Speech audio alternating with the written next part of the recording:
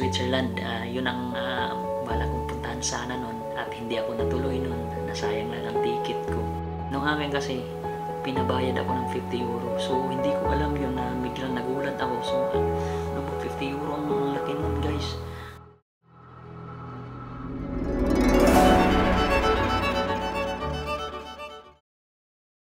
Yo, what up guys? Marami nagko-comment sa akin about sa pagta-travel. Bago tayo pumunta doon sa mga nagko-comment sa akin kung paano mag-travel, anong mga requirements, magkano ang nagastos ko. So guys, bago tayo magsimula doon, bago ko sagutin yun, isi-share ko muna tong travel experience ko. So, para sa mga gusto mag-travel, travel tips for beginners. So guys, siyempre ang una, magplano. Basta-basta lang kayong bumili ng ticket, hindi kayo nagplano anong itong bansa na to, ano pang may visa ba to, or ano.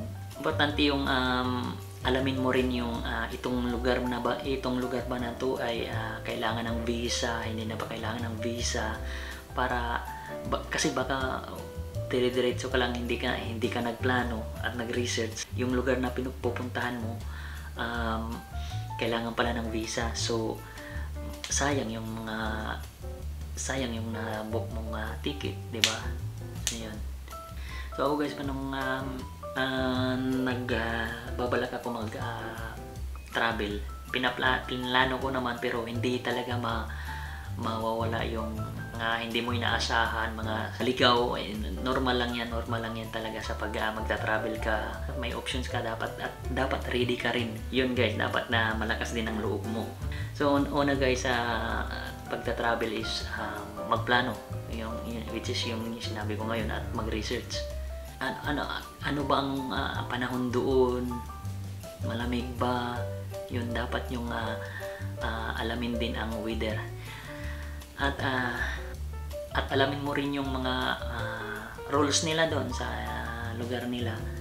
Yun ang pinaka-importante for your safety. Yun, mga important na mga dadalhin, which is a passport, yung mga travel insurance, yung mga ganun. Huwag mong kalimutan, kung maaari lagyan mo ng checklist. Yun. So mga documents, keep your passport, visas, all. So pagdating naman guys, ito tips lamang din sa pag-book ng accommodation and transportation.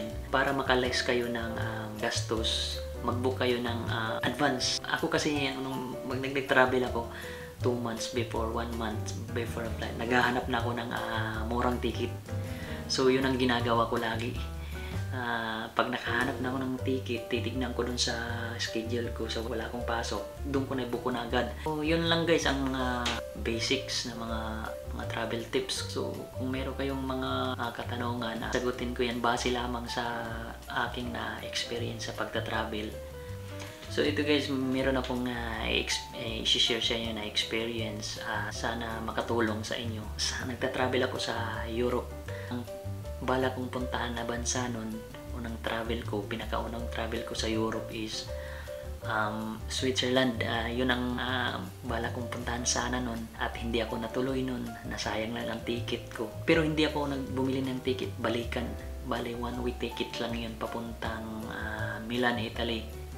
So from Hungary, may flight ako papuntang Milan. So ayun, from Milan to Italy to Switzerland by train na yun. So yun guys, kasi wala pa akong alam nun. Pagdating ko sa airport, meron pa naman akong 30 minutes na hindi naman ako late. Na pagdating ko doon sa airport ay hiningan ako ng 50 euro kasi daw hindi ako nakapag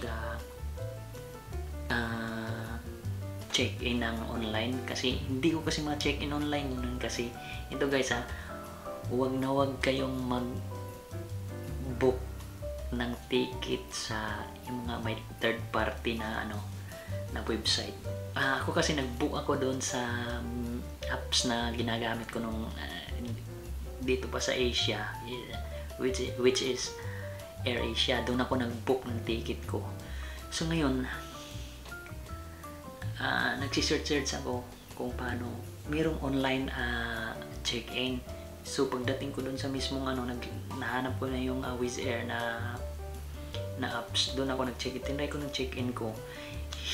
hindi ko ma-check-in kasi ang gamit pala, hindi ako nag-book, which is ang nag-book nun is yung doon ako nag-book sa AirAsia eh.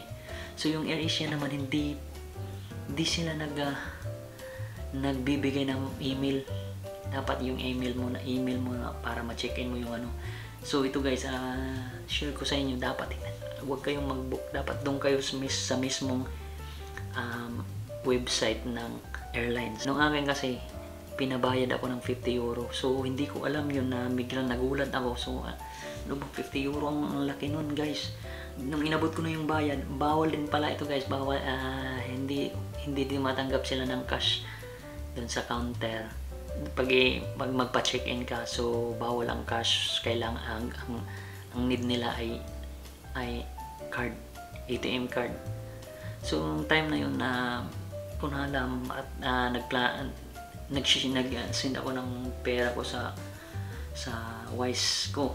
So kasi gusto kong gamitin yung Wise card ko. So ngayon guys, wala na akong time, naubusan ako ng time at hindi na lang ako tumuloy. So may isang plano rin ako bago gusto kong matuloy, you know.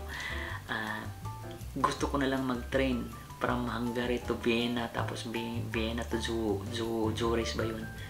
So yun guys, pumunta ako nung from Hungary, nag-train ako. Kasi yun nga, iwan na nga ako ng flight at hindi ko na rin tinuloy kasi baka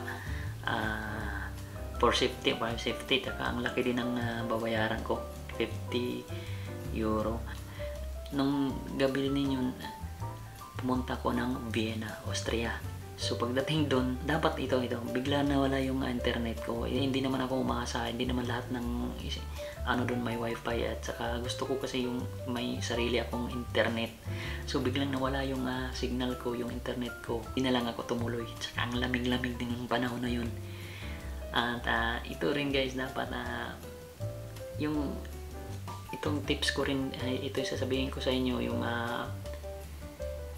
dapat yung kasi yung data or your prepaid na yun, dapat yung sa mga nandyan sa Hungary katulad ko, dapat i-roaming ninyo yung prepaid na pala yun. Pag i-roaming, napindot ko na yung roaming pero ayaw pa rin gumana, yung pala i-activate pala yun dun sa mismong